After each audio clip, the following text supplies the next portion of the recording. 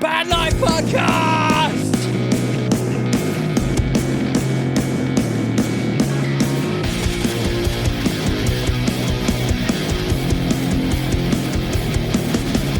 You are listening to the Band Life Podcast, your number one guide on how to run a profitable band. Here are your hosts, Pete Stannard and Adam West, the Wizard of Rock!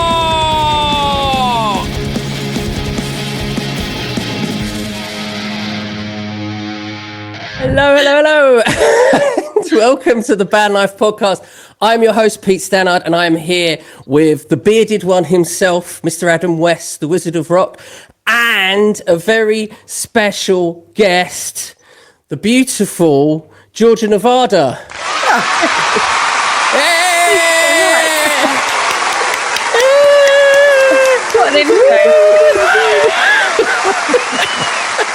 Hey, I love the applause. Hey? We're like...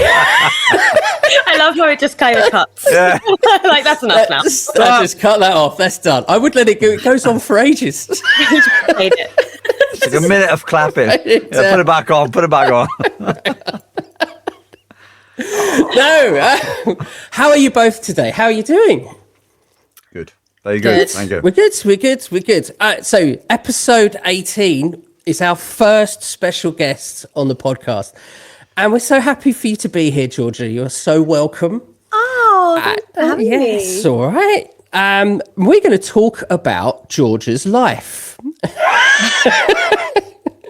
She was born on a wet day. No, we're going to talk about Georgia's music and her career. So, Georgia, if you don't know who Georgia Nevada is, you have been living under a rock, as far as I'm concerned. But Georgia has racked up 4 chart-topping singles and a Female Vocalist of the Year nominated at the 2021 British Country Music Awards. Congratulate that. That in itself deserves this. Oh, thank you very much. Thank you. Oh, that was a bit feeble. Put the long one on. I want to hear the long one. That was a There we go. That was a bit you chopped off, wasn't it? Yeah.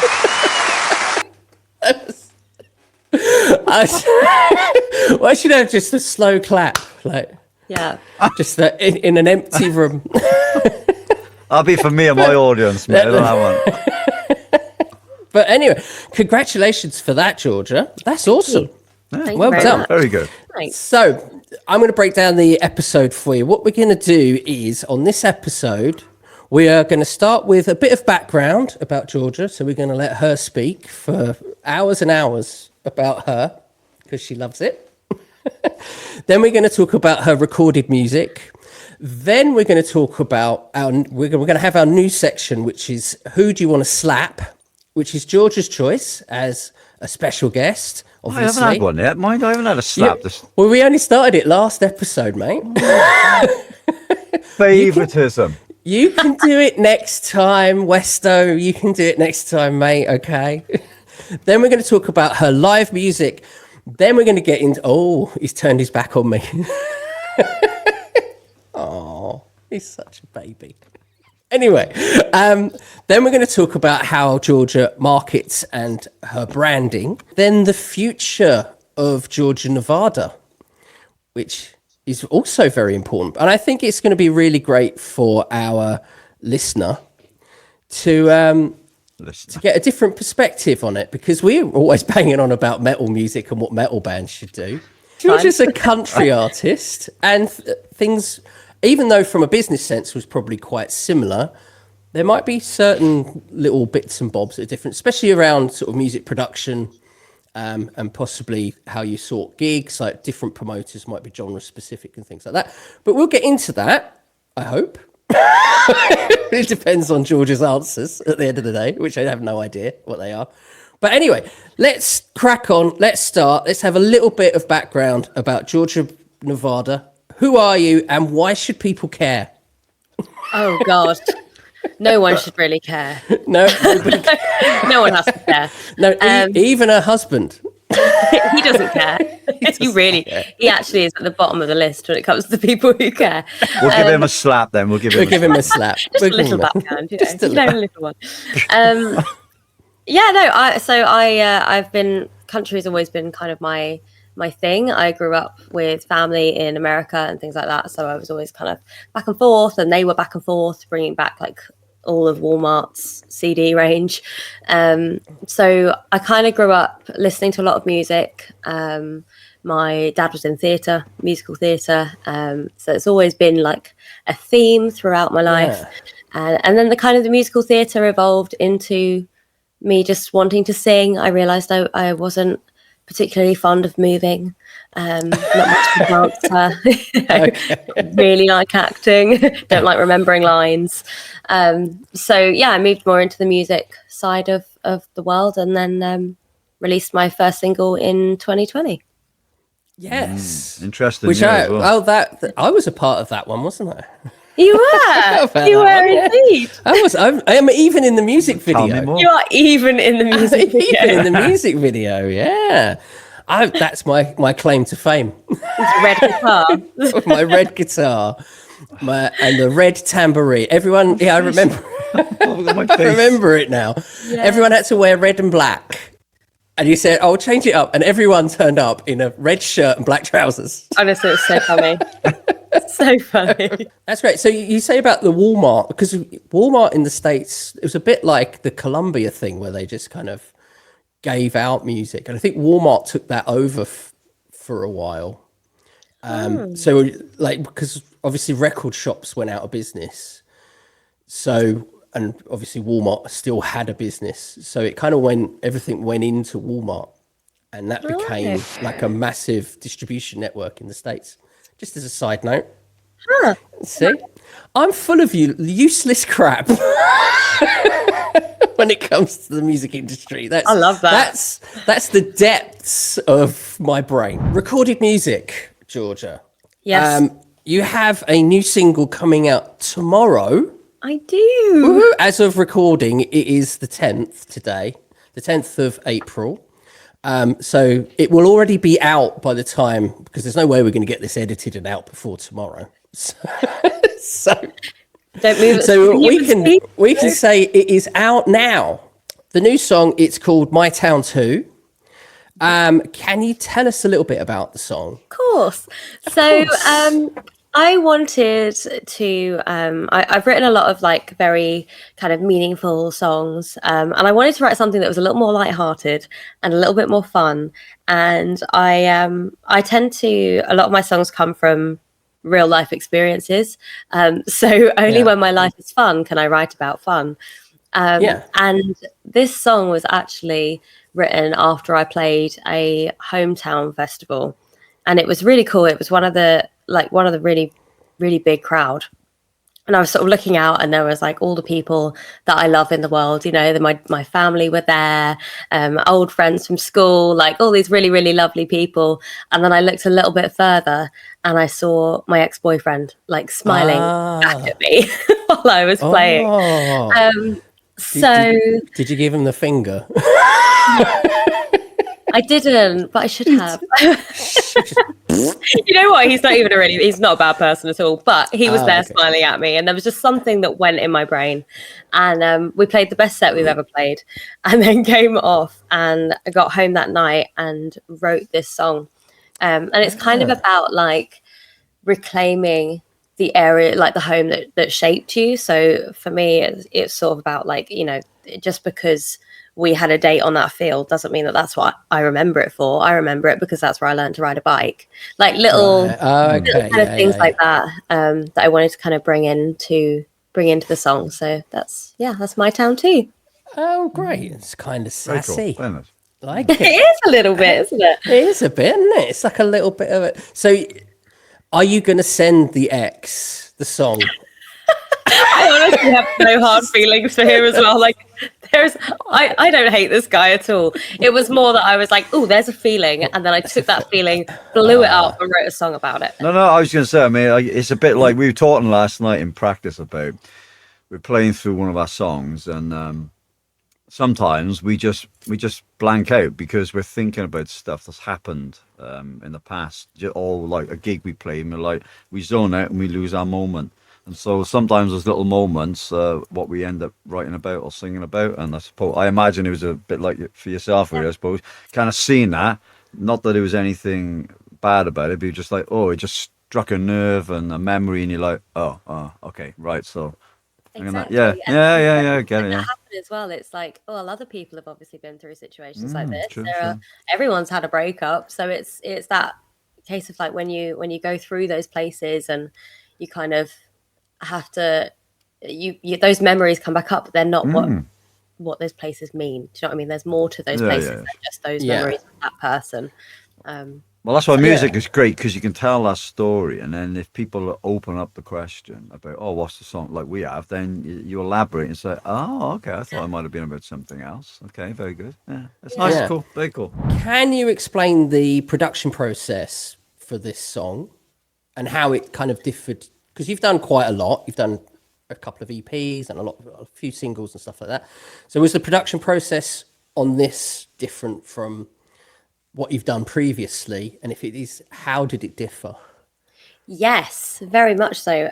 So I've kind of done a bit of everything before. So I've had the situation where I've sent a really, really rough version to a producer, and he has created an amazing song from it. I've also done it in the bedrooms kind of situation, like set up a little studio.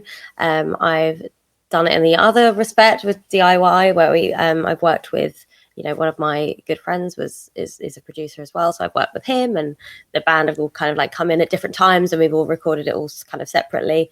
But with this one, it was really nice because it's all been really organic and very like in the room. So before we went to the studio, I sort of wrote this song, sent it to the band, and was like, I made a thing. What do you think? And they all really liked it. So we all got together and kind of like jammed the songs out. And this one was it was really easy, like right from the off. I think the kind of the very basic structure that I had for it, that was, I just had the lyrics and the chords essentially, was already there and pretty solid. And the guys just came in and like completely elevated it in our little, rehearsal space. And then when we took it to the studio, we expanded on it even more. And it was just really, really fun. We all kind of like sat around, didn't we? Like, by the way. Did I produce it? Oh, I was. Did you? What a plug.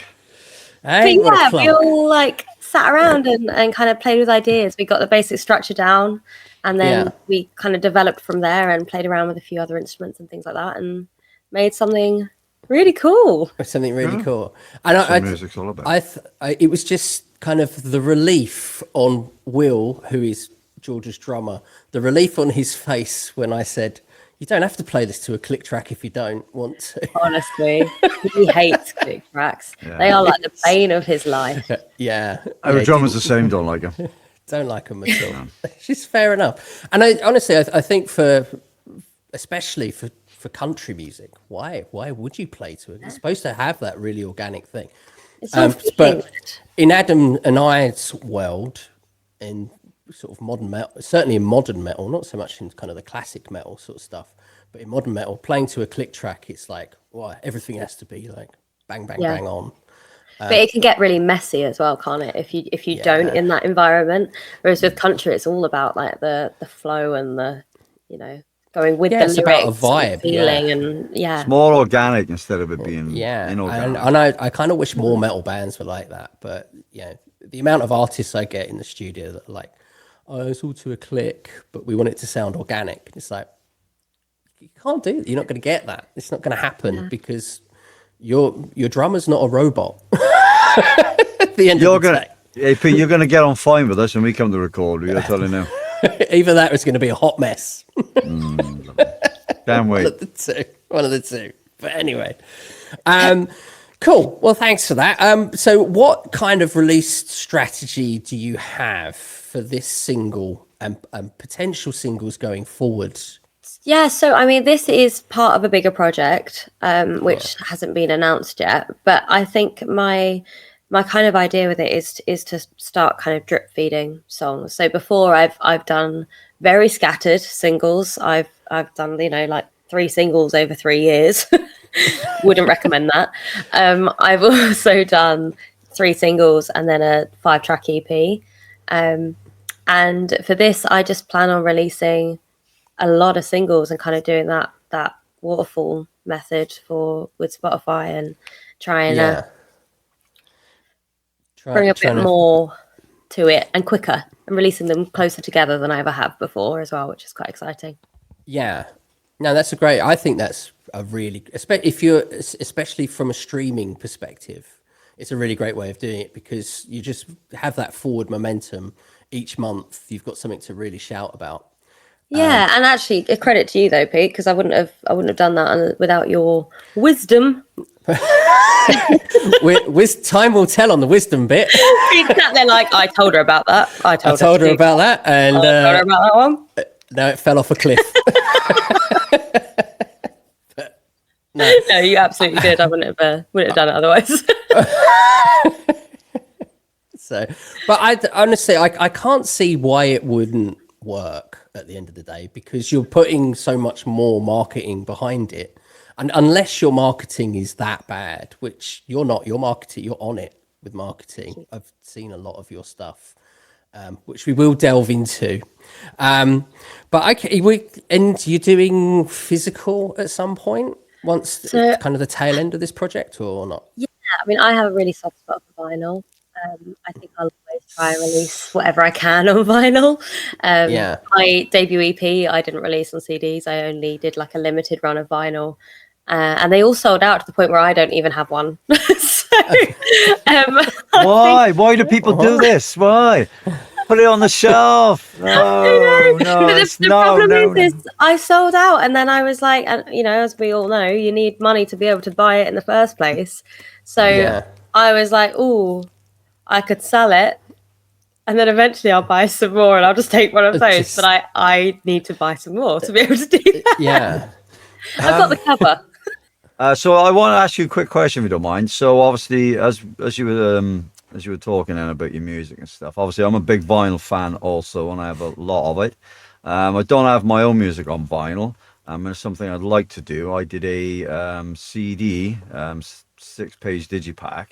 Cool. Because it's the closest I could get to what the album would have been like, but I did it in a condensed form, because obviously we're not that well known and nobody would have bought it except me and immediate family members. So my question was going to be like, can you talk to us a little bit about the vinyl that you did your music on, since you brought it up? Because I'd be interested to know the process and who you went with and all that. If you could, that'd be great. Yeah, of course.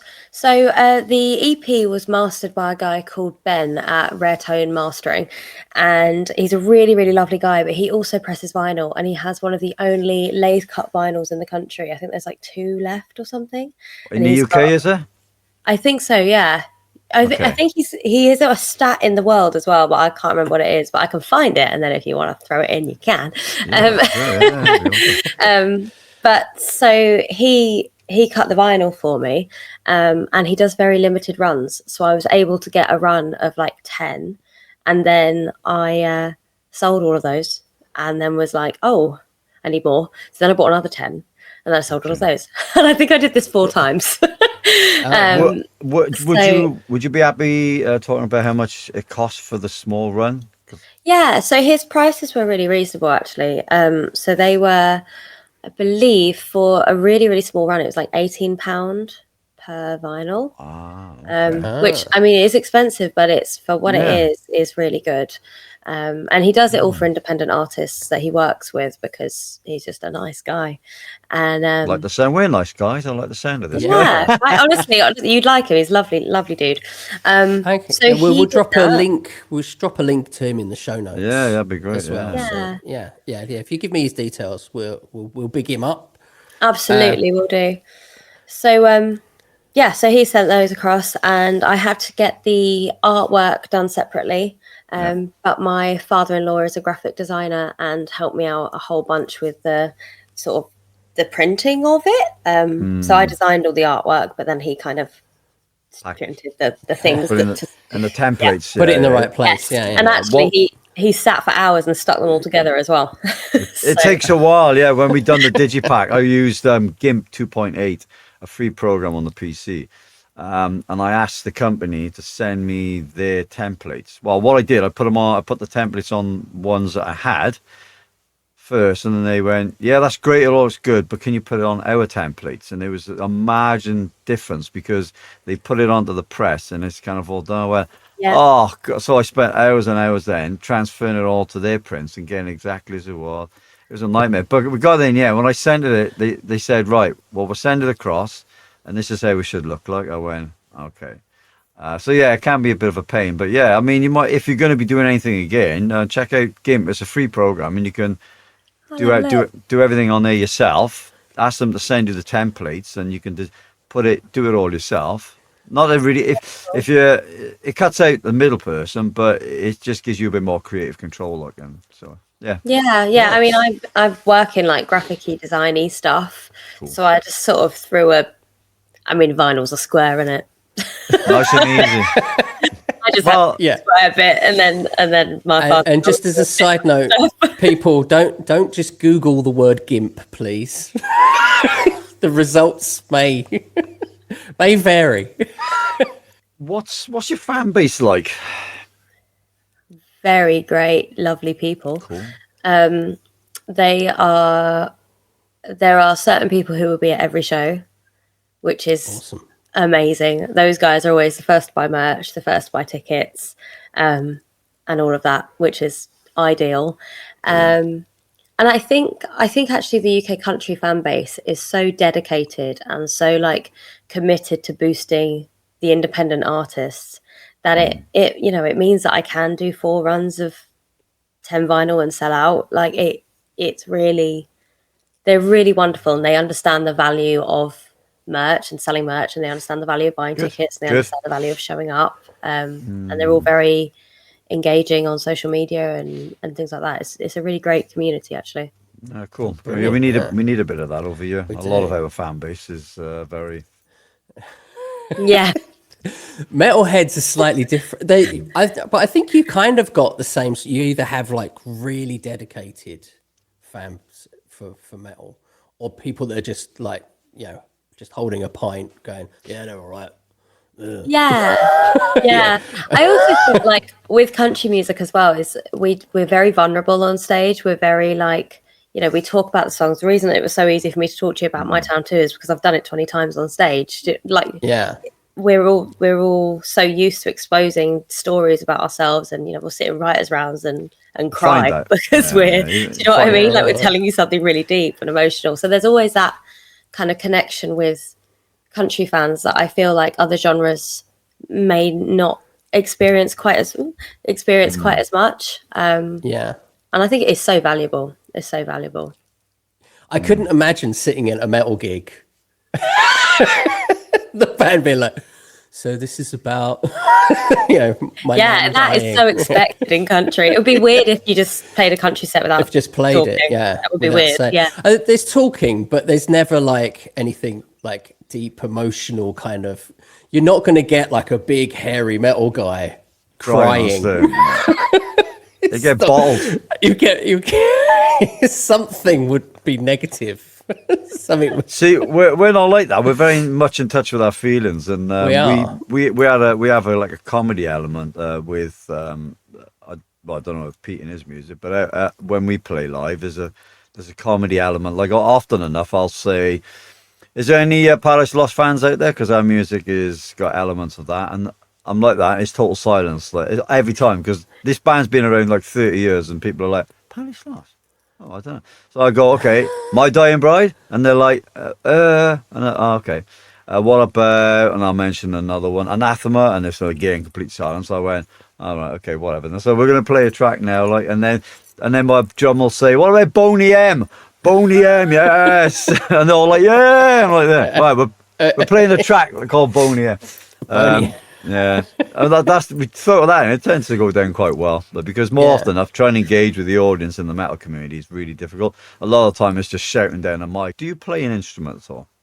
I do. I play guitar. I wouldn't say I'm a guitar player, but I play guitar.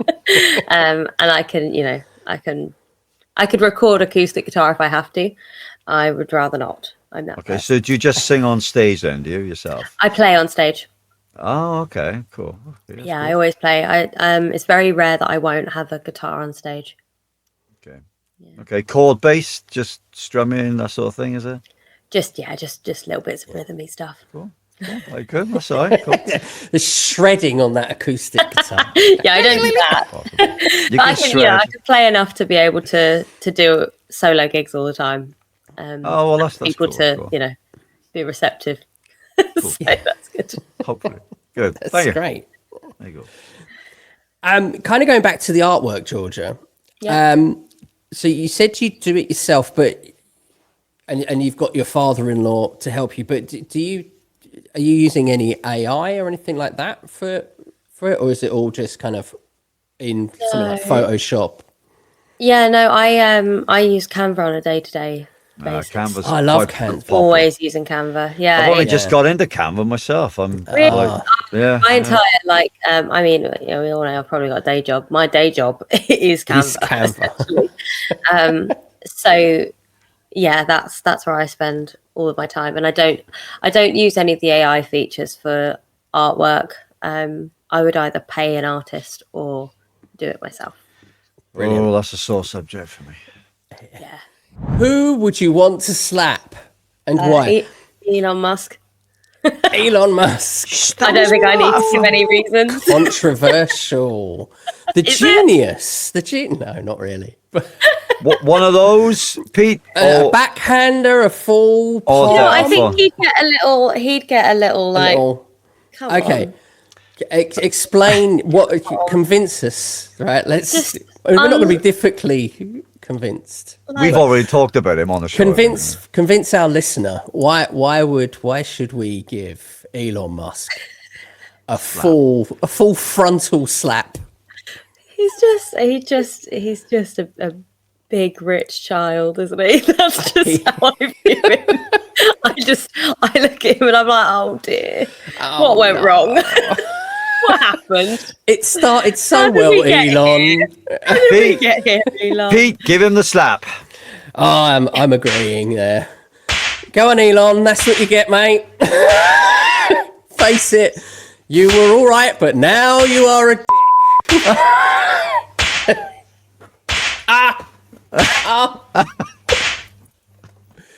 There we go. Cut off weird. We enjoy this part of the show.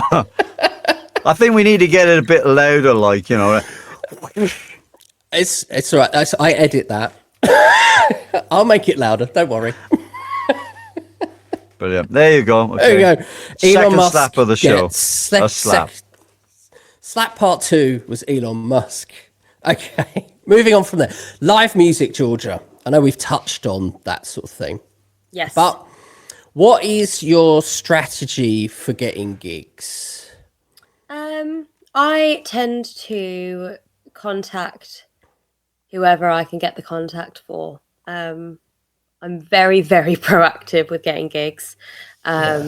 And it'll, sometimes I'll approach the venue directly. If I know someone in the venue, I will try and approach them directly. If I know an organizer or I know a friend of an organizer, I'll ask for an introduction or see if there's any way that I can, is there anything I can offer you for an introduction? That kind of thing. In terms of like cap and stuff like that, I don't really take that into consideration an awful lot unless it's I'm putting on a headline show for myself. Then I think about it a whole lot. But if I'm, an appearance, an event, or a festival or something like that, I'll play to whoever. No, I get that for festivals. So if you are, let's say you are headlining, what sort of number, sort of cap, what sort of size were you looking at? I like 60. Sometimes I have played 180 before as a headline show, and that went pretty well. It didn't look empty, so that's always good. But that's my fear. I'd rather it be a smaller room and busier and look busier than be a a bigger massive room and room everything. with like It's very hard for a musician, isn't it? When you play, you put a lot of effort into the build up to the gig.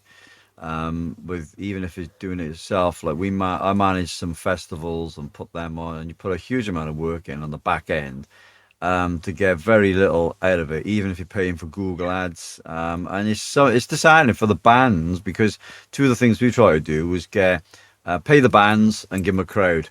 And one of the hardest things was getting the crowd. Paying the bands was pretty easy enough. If you had enough people in, you could just go, okay, well, we made 50 quid.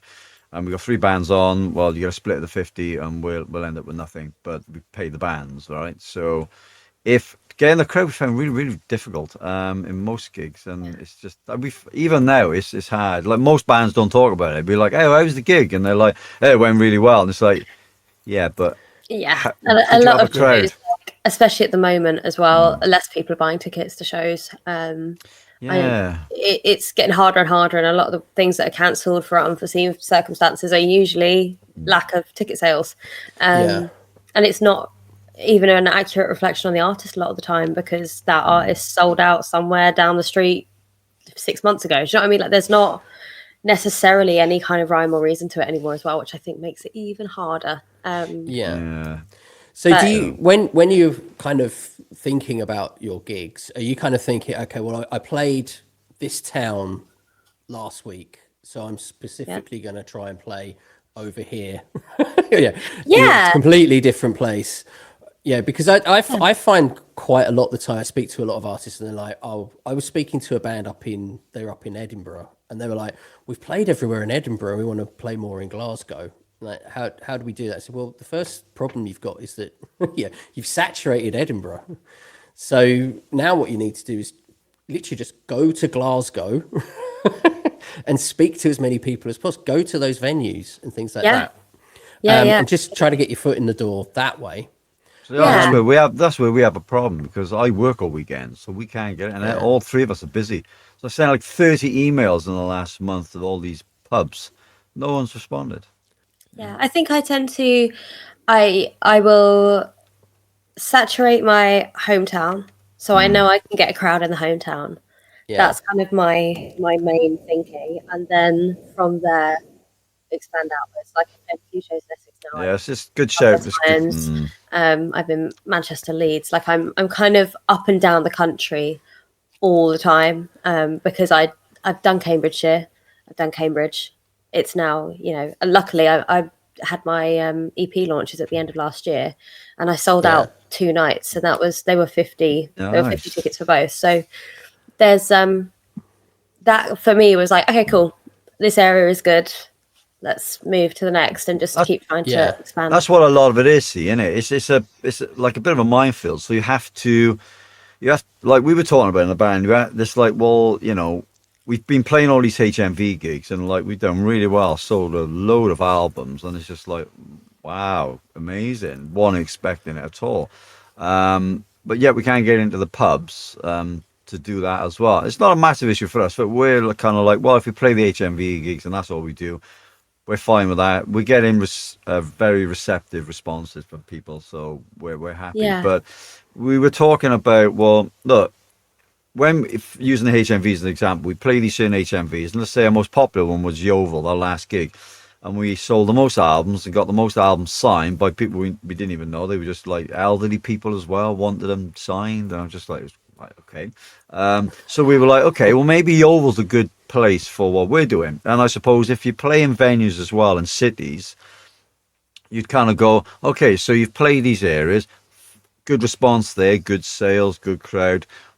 That's a good place to play for next time. And then, provided like those venues haven't shut down within a year, there's something to go back to. And that's what we're trying to do. We're trying to sort of pitch and pick at certain places and go, what? Until we actually play there, we won't know what the crowd's like and if it's receptive. And in my hometown, Newport, it's more punk and indie orientated, as opposed to there's a bit of metal, and it's trying to get in there, but it's more punk orientated, So for what we're trying to do in our hometown, it's like, it may be okay, It's a tough nut to crack sometimes, isn't it? Trying to work out all that, like the stuff that nobody really sort of, like the fans when they're slagging off artists about, you know, the cost for their album and where they're playing. So, yeah, like there's a lot on the back end that we're trying to do, yeah, and it's like tough. It's tough. So, I mean, you've been touring, I noticed, quite recently. Yes. With a few artists. How did you get involved with those tours, and how were they organised, kind of logistically? So I went on tour in November with Gina Lana, and that was because Gina's manager had seen me on social media and asked her whether I would be someone that she'd be happy to have on the tour with her for the whole tour, and she was well up for it. So yeah, and then they reached out to me like that. Gina reached out to me, and then I made contact with her manager, and that was it. It was all very easy and very quick and very like, oh wow, that's happening. Okay, Yeah. Good stuff. Yeah, That's great. Well, yeah. So it was really cool. it shows people get on social media and be very proactive. Oh, absolutely. social media, The more noise you can make, the better. That's the best advice I've ever gotten, was make noise. Make as much noise as possible. Marketing and branding, Georgia. So can you tell us a bit about, I'm going to get a little bit kind of marketing-y, technical. I'm ready. Here. You ready for, can you tell us a bit about your brand identity? Yeah, absolutely. So for me, my brand is, I try to make my brand as close to me as possible, because then it's easier to be able to do all the time. Kind of write what you know, sort of thing. Exactly. And it's definitely evolved over time, but I think I've reached a point now where my brand is quite clear and recognizable for people who sort of know the kind of country scene. You know, I sit very neatly on that kind of country rock line, with a little bit of blues every so often kind of played into it. And in terms of like look and feel and personality and stuff like that, I again try and keep that as close to myself as I can. So it's all very, it's like stern, but positive. It's friendly, but it's not like over the top. I try and keep as many kind of like colorings as similar as I can. My logo's always been the same color. And that I think has been actually quite helpful, because it's kind of guided everything else to fit quite nicely. And now it's a lot easier for me to be kind of like recognized. I think that's quite important when bands stick to a design or a logo and a consistency with it, where it resonates. So one of the things that bugbears me when I got into Anathema, Paradise Lost, and Metallica and Megadeth during the early 90s, they all had the designs that, like, well, obviously the Pete's wearing the top there, that design, we all knew it, right? There you go. But I think it was probably 95 onwards, those bands then, they changed their image. And for a lot of people, I think, we were like, it was a huge adjustment. I mean, the whole text and logo changed for a lot of the bands. And it I don't know, it kind of, for me, it lost its, it no longer became organic. It didn't have an emotional attachment. It's like we get some letters, there's emotion and feeling in the calligraphy. Yeah, if you got block impact letters, it's kind of a bit straight and plain and to the point, and it takes away the emotion side. So I try to do that with our lettering, and for 20 odd years now I've kept it the same, because I think it's really important, even if you haven't got too far in the world. It's like when it changes, your fan base moves away a little. So if you got that consistency of colors, and it's like, oh, I remember this artist, they're using that color and that, I remember that, and it's like a parafashion, but in a visual art form. I think it's quite good. Exactly. And then it works with in psychology as well. There's aspects of the fact that you see certain colors, you think of certain things, like, and my hope was that people see the kind of like the beige and the dark red, and it's my logo. Or they see that, because the font isn't a particularly unique font. But I've tried to kind of stamp it as much as I can. But it's probably memorable as well. It's a bit like New Times Roman. Everybody knows that logo and Impact, because it gets used a lot, and it's used. It's good. I think it's important. As like small independent artists, there's definitely room to be able to change that. But again, that transition needs to be very kind of well thought out, I think you have to keep something of it. You either keep the color or you keep some aspect of the font, or do you know what I mean? Like, it can't be black and white. Yeah, it's got to be. It's got to be an evolution in some way. Yeah, exactly. It can't just be like, oh, you're going from like ape to fish. Yes, exactly. Sort of thing, to use an analogy. It's confusing. Unless you're progressing and it's going to be better. Like, you could have a really, really crap logo, but they do really well. Yeah. My next point on here, Georgia. Obviously, you are a country artist. Are you targeting America? Because obviously that's kind of the roots of the genre. The main reason I ask is because I was speaking. Have you heard of a producer called Billy Decker? No. Strange. He's one of the largest country and western. Oh, well, that makes sense. Producers in the world. He's obviously, I don't know who that is. It's like Shania Twain and all of this sort of stuff. Hilarious. He's one of he writes for her and stuff. And I was actually speaking to him, and I know, name dropping. Okay. Ooh. And I said to him, like, because I actually thought of you, and I said, like, to him, well, what does a British artist have to do to kind of break America? And he said the best thing that you could do was to move to Nashville, but your music has to be good, but you also have to get in with people. You have to network, and that without doing that, if you're not physically there doing it, forget it, sort of thing. So I was wondering if that's something that you was ever sort of thinking about. I mean, when was that? When did you speak to him? At least a year or so ago, maybe 18 months or so. Yeah. So that was absolutely the way that everyone was thinking. We were all like, we're going to have to move to Nashville. We've got to do this. We have to do that. But country has blown up so much in the UK now that the artists are coming over here, and we are able to have that connection a lot easier. I found that access to Nashville and communicating with the American artists has been significantly easier since country's blown up over here, because they're recognizing it for more than just, well, you have to be in Nashville and you have to be American. It's a lot more, the scope is now visible to them. And I think that that's making it a lot easier for like managers and agents and things like that to be able to communicate with the American artists. And there are a lot of artists in the UK right now who are doing a ton of stuff with American artists, and they still live in the UK. Brilliant. So I almost think that actually with the UK, it's a small pond, but it's very easy to be a big fish. And when you're a big fish in the small pond, you can then jump over to the big pond as a slightly bigger fish. And I think that I actually find it quite almost beneficial right now to be living in the UK and being in country music, because it is in a way it's kind of an easier place to cut your teeth. Exactly. We're not like clouded by the fact that everyone is everywhere, and there are a lot of people, a lot of producers as well, and some really great people in the industry who are in the UK industry who have moved to Nashville, who keep the connections in the UK.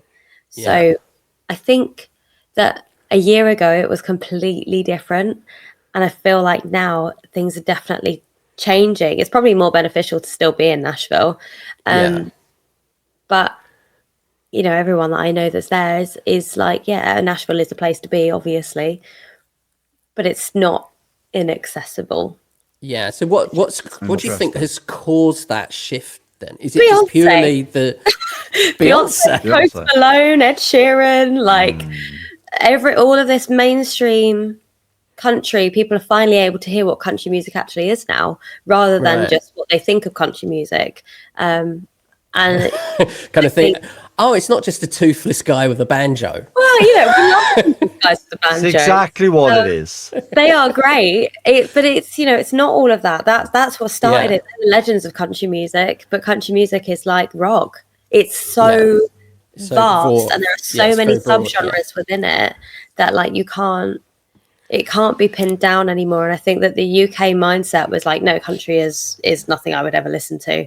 But country was nothing they would ever listen to because they thought country was what country was 30 years ago.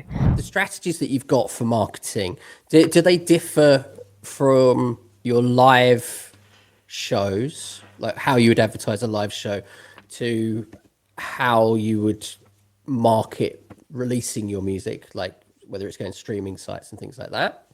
Yeah. What's the difference? And, you know, is there any specific sort of tips that you could give our listener? I would say that for music releases, it's about getting that song in people's heads before it comes out, and then getting it in their heads so that they have to listen to it once it comes out. And I think the best way to do that is Reels, it's TikTok, it's, you know, it's picking that part of a song that you can get in people's heads and recording little videos with it over and over and over and over and over. And if you have the power of influencer marketing, then great. If you have friends who are influencers, even better. But I think that's the best way that I found so far for music releases. And also kind of like finding different ways to talk about the song, different things to share about the song, other ways of engaging people. And obviously like things like merch comes into that as well. And then in terms of like gigs and stuff, I would say it's just reminding people. In my mind, it's like they've got to see it 7 times to be able to half remember it. So I gotta make sure I post it at least. It's about 20. touch points, would you say, for live music in particular? So is there something like within like the content, within the copy of the content that you'll do differently between the two? Sometimes, yeah. So I tend to I think the idea of having a hook and then telling what you need people to pay attention to is kind of the best way that I found to get information across. Because if you're just saying, oh, I've got a gig this day and here's the ticket link, I think that's a lot harder to garner attention. That's something that people will see and just scroll and they won't even read it. Because if you say something that's going to catch them and then you have that, it's got a little bit more to it. There's a little bit more pizzazz. It's a little more like, oh, what's that? And then they can choose whether they carry on scrolling or if they decide to click on it. But at least you've stopped them. So could you give us an example of a hook that you would use? Oh, I mean, the other day I did a post, but it's a photo of me sat on a pool table, and I was like, "Oh, sorry, my butt got tired." Right? Like, weird hook. What? Like, people were looking at that and they're like, "Oh." And then after that, I'd written, "By the way, my new single comes out on Friday, and here's the way to pre-save it." That's great. That's really good stuff, actually. You're right, though. It stuff like that does work. Like, we use the captions in the Instagram Reels too. Always. And it's like, people are like, oh, that looks tasty. I mean, you know, it's sad, but obviously anything that's sex sells on the internet, unfortunately, and it's a sad thing because a lot of like the views for just videos that don't even show a lot. It's the clickbait, I suppose, isn't it? So, like, you know, and clickbait still works to some extent. Yeah. I think if you use it well enough, I think it will bring people in, and I think that's probably what did it with our reel. That there's a word that cap cutters put in, and I think people are going, oh, that's a good, interesting, like part of the conversation that JJ spouting out. And that's the one that got the most views. Like, so it's hard to engage what it is that really pulls people. We know what does work, but we don't really want to use that because you're selling yourselves a bit cheaply. Then we don't want to do that. We want to be able to get people in. I mean, much like yourself, obviously, you want to get people interested, and you're like, oh, okay, well, let's start. Like, oh, okay, yeah. You want to get people in for the right reasons rather than. But in today's world with social media, it's increasingly difficult because a lot of the videos that people click on, it's not for what it should be, and it is quite sad. But like, I think if you work it enough, that you can pull people in. Obviously, the one that you did is funny, and people like a bit of comedy too. And maybe that's why something that came into my brain when I took the photo. So yeah. I want to just chat a little bit about streaming sites very, very shortly. Because my favourite be topic. a rabbit hole, and I know we've got time to think. We all know that. So, do you, for streaming, do you point your fan base to a specific platform? It depends what I'm after. Right. I'd say. So first few singles, it was iTunes because I wanted that number one. I wanted a something I could put in my bio, because at the time I had nothing.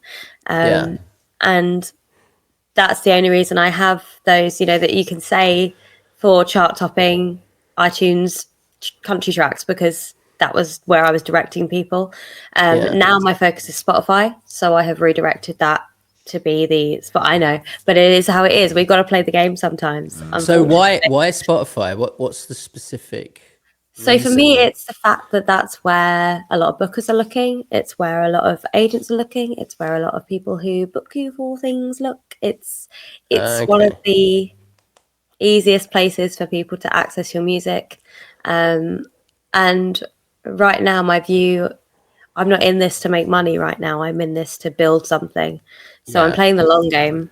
So you're kind of in discovery mode. Yeah. Yeah, exactly. Yeah. Spotify is a part of that. Trying to get playlisted is a part of that, and that's why I've redirected over to that. Yeah, no, that's great. So it's a great piece of advice, I think, is to actually kind of look at it as a goal rather than I'm just going to put out everywhere and hope for the best, and kind of like, okay, you had a goal of I want the charts is my focal point, so I'm going to direct everyone there. And now it's Spotify because I want to grow a fan base.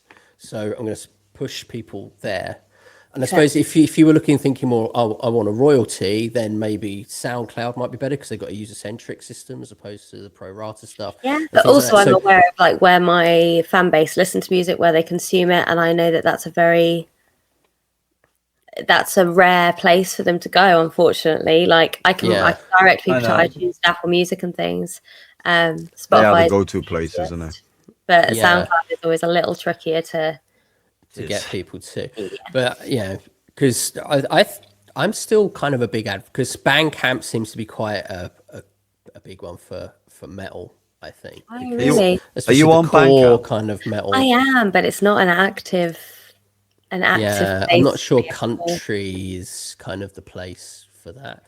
In the same way, like SoundCloud is kind of a bit more kind of hip hop and stuff like that. But for royalties, because they have the user centric thing, it would be better for all, especially independent artists. Interesting.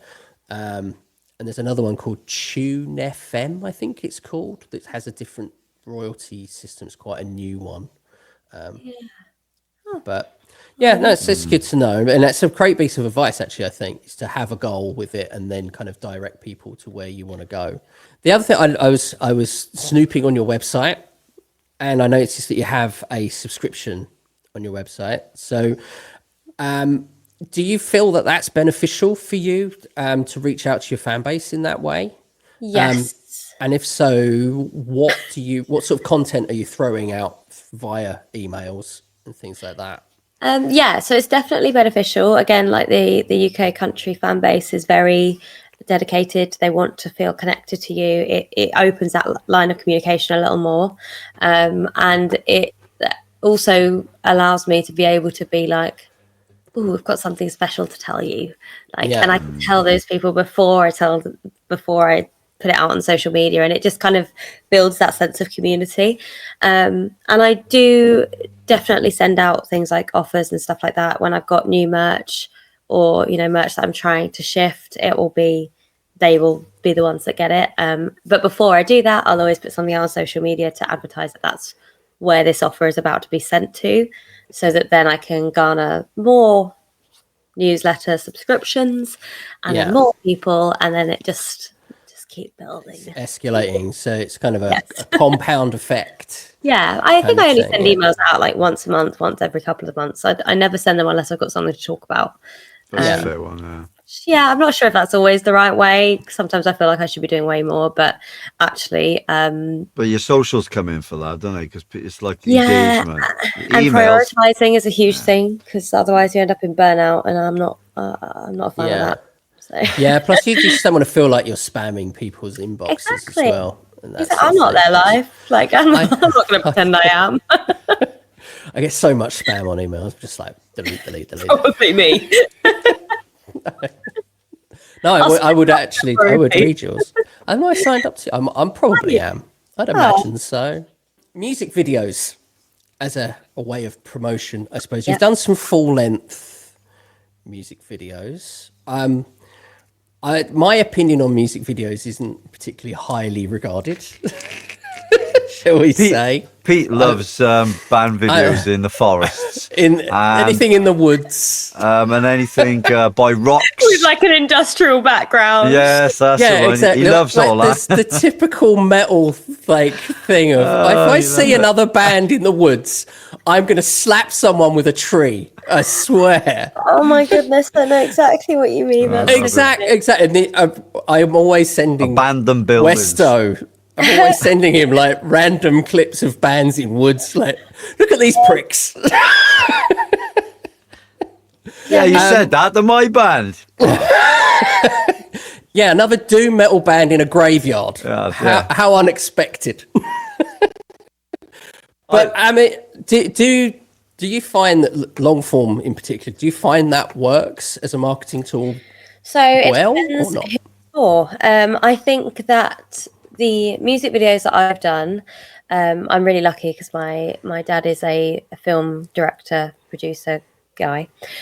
So we've got a lot of friends, a lot of people I grew up with who are now very happy to help. And all of my music videos have been people just wanting to help, which is incredible. They've still cost a lot of money. There's still been a huge investment, but it's nowhere near the scale for what those videos are. It's not even a drop in the ocean. So I think that for me, those videos have been so valuable in reaching the big people, the managers, the booking agents, the bookers, the festivals, things like that, because of how professional they are. But equally, I think if we're talking about like fan base wise, it's just a nice little touch. It's not something that I would say go spend 10 grand on by any means. I think there's other ways to die on. Exactly. And actually a lot of kind of like home video style music videos can perform really well and can do really well. They do, yeah. I think that's kind of how I view them. Like, to me, it's been super, super valuable, but I have been able to do them with the help of some really talented, great people. And I think that's kind of what's made them valuable, and what's made them valuable to the people I was trying to make them valuable for. Because yes, it's obviously for the fan base, it's obviously for anyone who wants to pay attention to anything that I'm doing. But equally, it's been really great in promotion, and and when I'm on a lineup for a festival or something, they'll always be like, "Oh, your music videos are sick. Can we use a clip? Can we take something from it?" So it's a great tool on that front, because I've not had to film myself singing for a few years.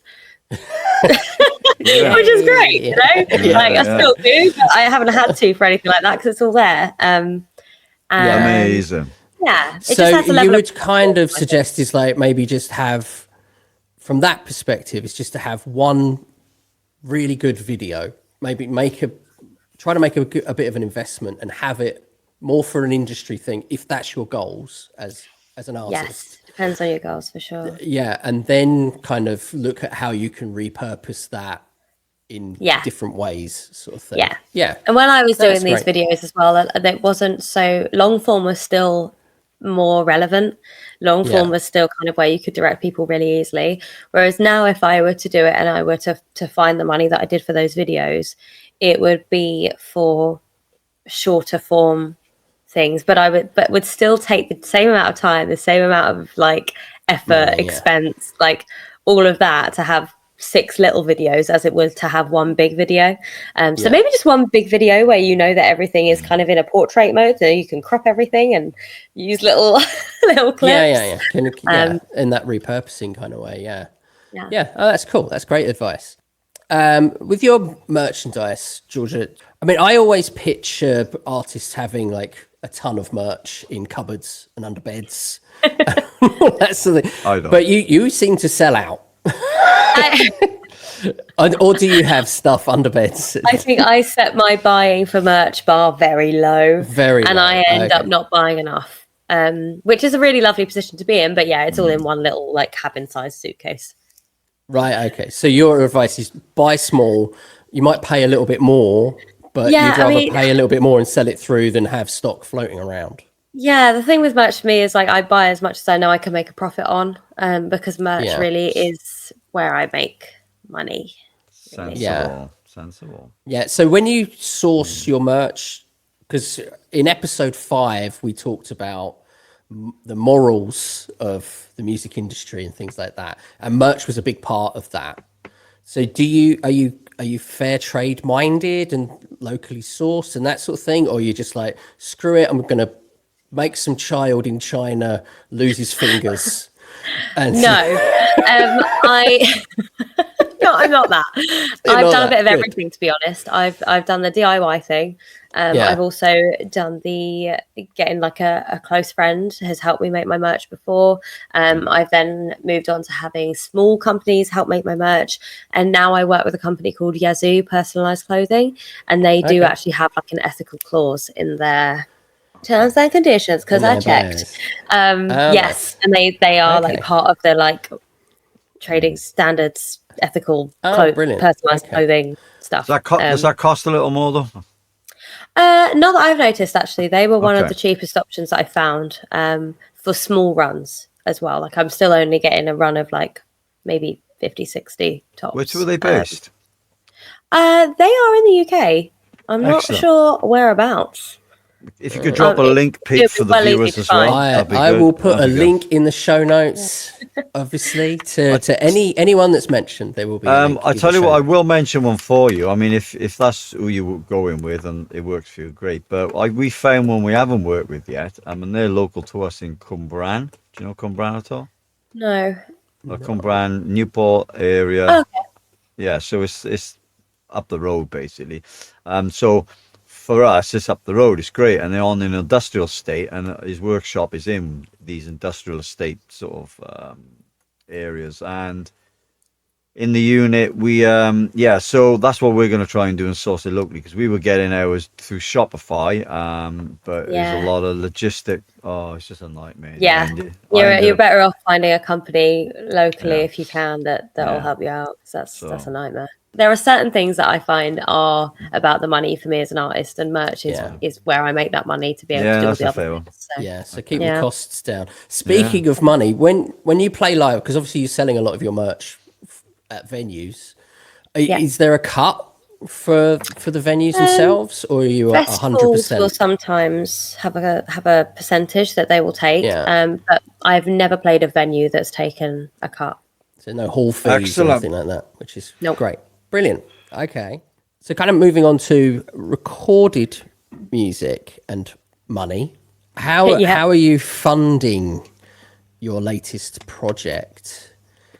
So I spent 2024 taking on about 3 covers gigs a week. Covers do well, that's where I make the biggest chunk of any money to be able to put towards music. Everything that comes in goes straight back out again.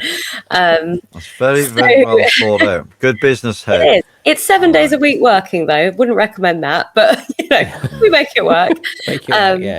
But I think so that was the biggest chunk. But actually, I also was loaned money that I am paying off from covers gigs now in the next year, 2 years, to pay balance that the books. Essentially. Yeah, so you kind of look at it from the point of view, if whatever money I make from music, like aside of any sort of day job, that gets reinvested back into my music. Exactly that. You have a day job to kind of cover your bills and everything else. Exactly. The day job literally covers the bills and food and maybe one nice thing a month. One nice thing for Will. Everything else, everything else goes on music. So okay. Now I think that's how I would work it. Yeah. My Yeah, EP was it's- fully funded by covers gigs, which was Brilliant. just Yeah. amazing. Yeah. Yeah. Yeah, there's find a way. There's some Yeah, and- pros to covers. I'm not a big fan of Oh, cover completely. bands, only because they tend to get a lot of. Well, it's like the venues will go, well, we'll pay them 250, 300 quid a night. I'm like, well, that's a lot of money for music we've already heard. And what about these bands that are writing their own? We'll give you petrol money, and you're like, Oh yeah, totally. I like- also it's worth Work- noting as well that actually the EP launches. So I did 2 EP launch nights, and every ticket sale from those launches went into this project that I'm doing now as well. So actually Yeah. there was, there was actually some real Georgia Nevada money in there too, which is quite nice. It's Was quite all nice, covers yeah. gigs. Yeah. Yeah. So is any of kind of going to the streaming and royalty rates, because you're quite an advocate of registering your music, and getting everything done properly, because you get your ISRC codes from the PRS or the PPL or whatever else, don't you? Yeah. So well thought out. that kind of royalty stream, is that any good in general, or is it just like It's pocket change. I think the yeah. most I've ever made on a song was £62. wow? Yeah. Okay. And that was within like 2 months of releasing it, I think. Yeah. So there's no money to be made in There's no streaming. money in streaming. Yeah. There isn't. I mean, if you can make money through streaming, then great. But you're in the millions. Do you know what I mean? Your streaming numbers are going to be you mad have to high. be hugely established to be kind of at that kind of level. One of many reasons why I come off Spotify. Yes. Are you kind of thinking as a way of making more money, is trying to license your music in any way, trying to get it into kind of sync licensing or publishing or things like that in any way? Yeah, so I would love to do that, but it's finding the right people. In the UK, there have been a few situations where artists have been taken advantage of from that perspective, Okay. with paying big fees up front and they're not getting anything out of it. So it's not something I'm looking at right now, but it's something I'd definitely like to progress to. What does the future hold for Georgia Nevada? So are you looking to stay independent? Are you looking for industry representation or anything like that? What's the kind of the goals going forward for the next sort of at least 3 years or something like that, I suppose? Yeah, I think at the moment I'm kind of progressing as much as I can as a solely independent artist with absolutely no team. And I think that I am very closely hitting my, like a brick wall. I'm finding there is definitely a brick wall Kind of between a people with threshold some of- sort of representation. There's a certain point where you can't get through it unless you have some sort of representation. And that's the wall I keep hitting at the moment. And I'm hoping to defy that. To be able to be like, no, I can just do it. But I'd be lying if I said that wasn't a wall. So I would love to be able to find some sort of representation, whether it be in a manager or an agent or someone that is able to break through those walls while also respecting the journey I've had so far and the amount of work I do put into it. And I don't want to take any workload off of myself because I love this. Like I love all the marketing stuff and all the stuff that we hate to our core. I kind of love doing. And I think it's just, I think that side of things can be really fun. So that's sort of the level of industry representation that I'd be looking for in the next sort of like 3 years or so. In terms of labels and things like that, I'm very happy staying independent as long as I can financially find that money to be able to do it, I will do it. Yeah. I want to thank you, Georgia, for joining us on this wonderful episode. It's been such a pleasure talking to you. Just as a reminder, Very informative. My Town 2, Georgia's latest single, is out now. It was out on the 11th. Go listen to it wherever you consume music, but mainly Spotify, because that's where she's pointing people. And add it to a playlist. That would Add be it to great. a playlist. Join up her subscription on her website. It's down below. The website is there. And support her. Go see her play live. Go buy her merch and do all the things that you should do as a music lover. If you don't, we will track you down and slap you. You will get slapped. For those not this. watching, for those not.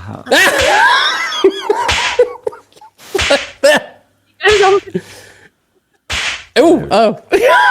Tried to stop it. You'll carry on. Right, for those that are not watching and only listening, it's GeorgiaNevada.com. Okay, it's GeorgiaNevada.com, and it'll be in the show notes. It will be in the show notes along with everyone else that was mentioned. Thanks again, Georgia. Any last dying words? If someone fancies investing in me so I can move to Nashville, that would be lovely. Thank you and good night. You probably shouldn't have slapped Elon Musk. I know. The He world's would have been my richest ticket man. into America, wouldn't he? Hey, in his defense, I think he would probably say, "Yeah, I am a bit of a child, really." I wasn't as mean as I could have been.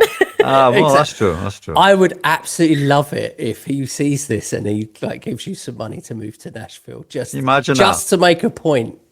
That would be amazing. That would be great. Don't they have golden tickets now? Isn't it like a $5 million factory situation? Yeah. I could just find one of them in a chocolate bar. That'd be great. A $5 million chocolate bar. Yeah. That'd be nice. Well, listen, from me anyway, I hope that everything that you've worked hard doing comes to fruition. Thank you. Because I know it's tough trying to do what you do, and you put in a lot of hard work. So well done to you. And yeah, good luck with the future. And it's been a pleasure talking to you. Thanks. You too. No worries. All right, thank you. Bye, everybody. See you soon. Bye. Bad Life Podcast.